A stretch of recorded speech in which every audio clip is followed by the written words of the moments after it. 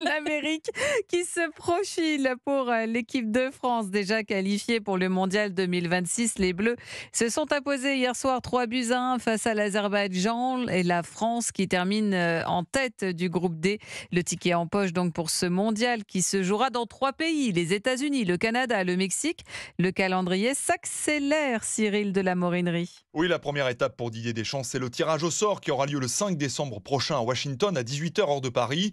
Les Bleus connaîtront alors leurs 3 adversaires du premier tour. Ce mondial qui se dispute désormais à 48 équipes sera très exigeant avec de longs voyages. Didier Deschamps est à la fois ambitieux et prudent. Moi, je suis pragmatique. C'est un nouveau format avec plus d'équipes, match en plus. C'est grand, les États-Unis. On a le devoir de faire en sorte d'aller le plus loin possible. Deuxième priorité pour le staff des Bleus, choisir un camp de base aux États-Unis avant le 9 janvier. En mars prochain, 2 matchs amicaux pourraient se dérouler outre-Atlantique afin d'acclimater les joueurs aux conditions de jeu en Amérique du Nord.